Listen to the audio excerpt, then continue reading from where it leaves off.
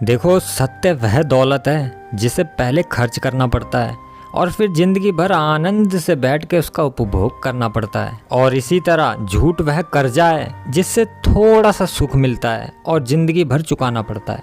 मतलब कहने का यह है कि अगर कोई व्यक्ति सत्य जीता है, सत्य ही बोलता है और सत्य में ही अपना जीवन जीता है, तो ऐसा व्यक्ति सत्व गुण का हो जाता है। और सत्व गुण का होने की वजह से उसके अंदर बीमारियां प्रवेश नहीं कर पाती हैं, सुखी जीवन जीता है एकदम। वह एकदम स्वस्थ रहता है, वह बीमारियों से कष्ट में नहीं जीता, क्योंकि उसने वह दौलत खर्च की है, पैसा उसने किस्तें चुकाई हैं, यानी कि वो सत्य ही सत्य बोला है और सत्य के अलावा उसने और कुछ नहीं बोला।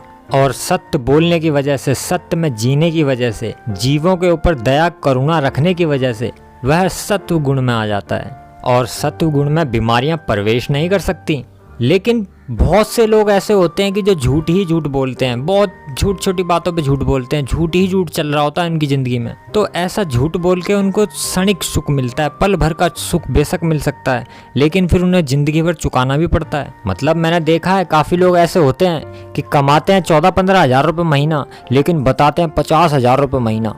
तो ऐसा झूठ बोलते हैं, वो सब लोगों से ऐसे झूठ बोलते हैं। तो इससे क्या होता है, उनके शरीरों में इतनी बीमारियां होती हैं, इतनी हद से ज़्यादा बीमारी होती हैं। वो जीवन को सुख में नहीं दुख में जी रहे होते हैं। यानी सुबह उठते हैं तो बीमारी में ही उठते हैं और रात में सोते हैं तो बीमारी में ही सोते हैं। उनका तो क्या उठना और क्या सोना, वो तो उठने के बाद सर भारी है, ये है वो है, आय आय करते उठते हैं और आय आय करते ही सो जाते हैं, क्योंकि उन लोगों ने हमेशा झूठ ही झूठ बोला। झूठ बोलने के कारण ये नेगेटिविटी उनके अंदर प्रवेश कर गई और नेगेटिविटी के आने की वजह से जितने भी बुरे कर्म है, सब कर्म उसके अंदर प्रवेश हो गए। और बीमारियां क्या हैं, ये भी बुरी हैं, इसलिए बीमारियां भी आ गई। अब उसको एक ऐसा व्यक्ति हो गया, वह रोगीला व्यक्ति हो गया, रोगीला। यानी कि अगर वो पेट का इलाज करवा के आएगा तो उसकी पीठ में दिक्कत हो जाएगी, पीठ का करा के लाएगा तो टांग में हो जाएगी, टांग का करा के लाएगा हाथ में हो जाएगी। मतलब वो स्वस्थ नहीं होगा, अब वो बीमार ही रहेगा। तो झूठ बोलने से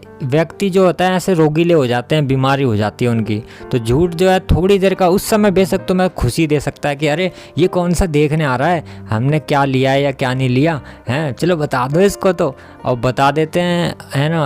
और अपने मन में सोचते हैं कि अरे खुशी मिल गई हमारी, थोड़ी वो हो गई होगी, अब थोड़ी दूसरे के सामने थोड़ी मान बढ़ाई हो गई होगी, थोड़ी वो समझ रहे होंगे हमारे को बड़े अमीर इंसान। तो ये चीज़ें ऐसे करके उनने क्या करा, झूठ बोला। झूठ बोलने से वो हो नहीं गया, लेकिन उसके मन में थोड़ा सा उसने सुख पैदा किया।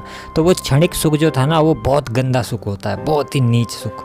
तो वो नीच सुख जो उसने प्राप्त किया, तो नीच चीज़ें भी अब उसके अंदर प्राप्त होंगी उसको। लगभग उसी तरीके से जैसे कि अगर कोई व्यक्ति जो है सत्य ही सत्य बोलता है तो सत्य की चीज़ें उसको मिलती हैं। अब ये झूठी झूठ बोलेगा तो झूठ की चीज़ें ऐसे मिलेंगी। तो फिर व्यक्ति यही करता है कि झूठ तो बोल लेता है, लेकिन फिर उस झूठ का जो कर्जा है, वह कर्जा वो पूरी जिंदगी चुकाता रहता है। ओम नमः शिवाय।